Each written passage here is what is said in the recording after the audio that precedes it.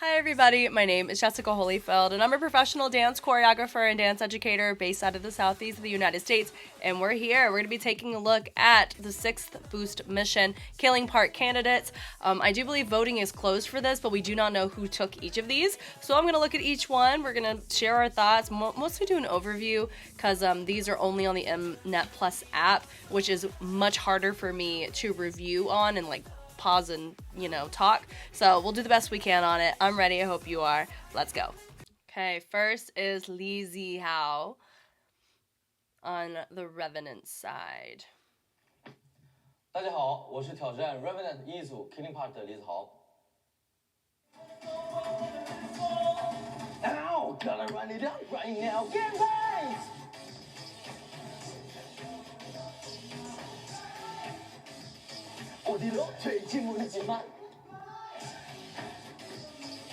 Really nice. Ooh.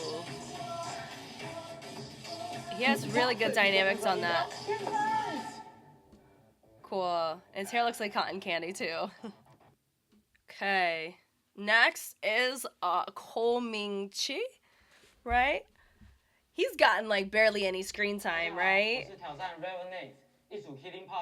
I said in the episode that he has really good movement qualities, so I'm curious about this. Very full, nice and clear.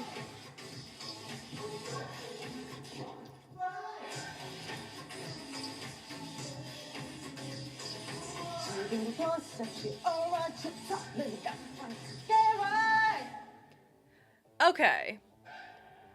So for these, if we're going off of, because I know we have the other team, but for this team, I would lean to Li Zihao based on the video. I really liked Ko Ming-chi's movement. However, I know a lot of people are going to be pairing it with the vocals. I do think Li Zihao had more stable vocals and diction, which I think is a big component on this type of challenge. So we're going to let's go through and we're going to probably do a 0.5 and talk about each. We're just going to talk about Ko Ming-chi's first since I'm already on it. But we're going to slow it down, probably do what? 0.5. Yeah, so I can talk a little bit more chilly. He's talking slow, which is on me. Whoops. There we go. Yeah, so diction I think could improve. Great range. The knock, usage of fringe is fun. He opens it. I like the clarity on the triple on that. His range is really nice. Ball changes are fun. Great levels. I want to give a shout out to Kristen though, over on this stage left side. I like that he's going full. You see how he's marking it, which is fine.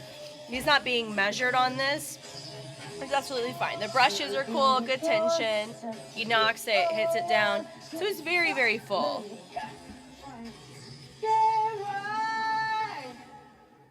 Where, it doesn't sound inherently like his movement is causing more of a unstable projection, but I think part of the note is his lack of diction for some of the words. It can come across like he can't focus on diction because he's focusing on the moves, and so it's unbalanced a little bit, which is something that you don't end up seeing in Li Zihao's routine. So let's actually go back and look. Okay, with Zihao, he actually added dynamics and texture into it, which I really liked. And you notice it, I think, at least once. That's right here. There's charisma vocally. He showcases, I am the feature. He's throwing that hair down. He hits it. Good tension. Very clear. It's readable. Brings it through. There's pauses. Good punctuation. He doesn't switch up the levels, which is fine. He brings it in. He brings it down. Opens it, good reverb. Both do well on that, right? And also shout out to Kristen. So we hit it high, traveling it down. That part had nice charisma. I would say his timing was affected, but I would say, let me see. diction and projection, because like you have to choose, like, do you want to go with somebody who was a little bit off on their timing of saying it, but they were stable in their projection and in their movement, or you're gonna pick somebody whose diction's off and the projection was, you could tell he was intentionally placing it in some places, and then he was just kind of coasting in the other sections, which you can absolutely do. That's fine. But shout out to Kristen here, because he went full for both, and I really liked that. It was nice. He had a really good quality of movement. And I know others probably exist very well in the space, but he just stuck out to me. So we want to give flowers what we see. Lee Zihao also had charisma and notable qualities of tone going in before we even saw movement, and his movement justified it. And it didn't look like one was clashing with the other. It was complementary. So that's probably why I would go with Lee Zihao. However, I love that we have somebody that hasn't gotten a lot of screen time. He's got his time to shine on a killing part candidate. I love that so much. Okay, let's go to team number 2. Okay, team number 2. Fan Ziyi. Ready. 大家好，我是挑战 Revenant 2组 Killing Parts 的范哲毅。Ow, gotta run it up right now. 开始赶紧看不讲个 right now. Okay, okay. I just feel it. Team that no reason we don't move on. Ooh. To the top, baby, gotta run it up. Ooh, okay. With the slow-mo. Okay. Huh. Well, he had more of a dense vocal requirement of his section. So for him not to hit the high notes, I think he supplemented because he actually had a section of the course he had to sing. Okay. Okay. Suren. 大家好，我是挑战 Revenant 2组 Killing Part 的薛苏人。Ow, gotta run it up,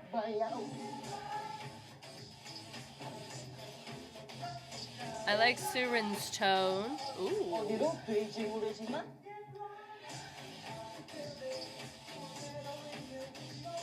Ooh. to the top, baby, gotta run it. Ooh, this is tough, isn't it? Because my question would be, okay, out of the two of this respective team, and then the preference killing part of all 4 people, what a challenge, right?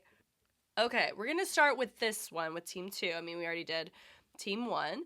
My vote would lean to Surin here. And I know, like, I don't want it to sound like just because there are comfortable, like, Zihao and Surin are the go-to killing parts of the show, right? I like the fact that we have who we have going up for killing part, because that means visibility, which we are totally here for.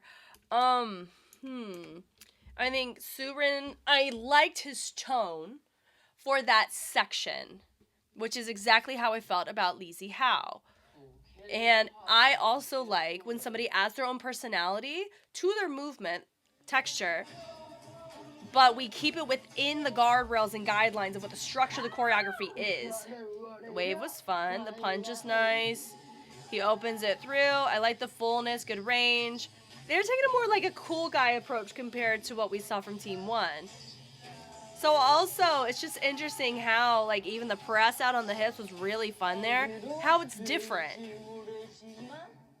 He's stable. It doesn't look like he's restricting. He does have more of a torso restriction compared to Team 1. We open it, but it still looks very nice, very competitive. The shoulders were fun. We open it up. They also didn't have the responsibility of the high note in this team compared to the first. So his movement looks fine, but you could see more of a torso restriction in comparison to Team 1. It doesn't bother me. That's just sometimes it's really helpful if you're wanting to be successful on stability on a competitive stage. Pick your battles, and that is a battle for sure. I would rather you have some things that aren't super full for the sake of a successful routine, a successful piece. You know, I'm absolutely fine with that. So I really did like how his tone resonated on the track, as well as his choices like that lean out, that push out on the hips. I thought that was interesting, and it looked like it looked comfortable on his body, meaning that the transitions between the movements didn't look awkward. A lot of it worked very well, and it didn't look like we were straining at all either. So now going to Fang Zheyi. It's interesting how he's just kind of crept up, where he wasn't on my radar nearly as much at all compared to other people from his team, which is cool. Yeah, so he has, he projects well, he holds it, but I don't have a lot of reliability. Not reliability, goodness. We'll talk about the vocals in a second. But the travel across, the punches are fine. You can see more restriction happening here in his torso. I think part of it is because he is vocally more present.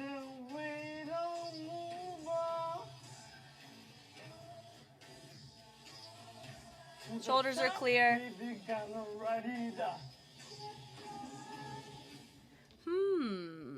I mean, if I'm being honest, I can see it swing either way, especially because of his success on the polls, which is fine. Anybody getting any killing part is absolutely fine, because if there's a bonus point thing that comes with it, cool. Because he's taller, his torso is longer. So it's actually a lot easier to see whether or not he's being restrictive. Like, that's a very real thing.